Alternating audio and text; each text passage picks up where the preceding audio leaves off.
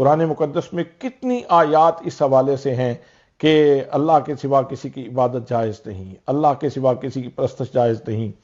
फिर ये भी इरशाद फरमाया, लौ कान फीहिमा आलिहतुन इल्लल्लाहु लफसदता, कि अगर इस कायनात में दो खुदा होते तो तसादुम हो जाता और ये कायनात तबाह बर्बाद हो जाती।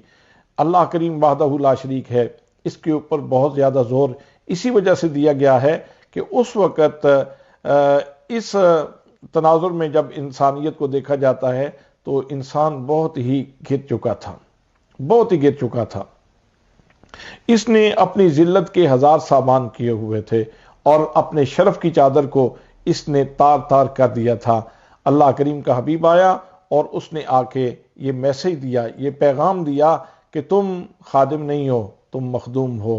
अपनी इज्जत का पहरा दो और अपने रब की बारगाह में झुकने का सलीका सीख लो।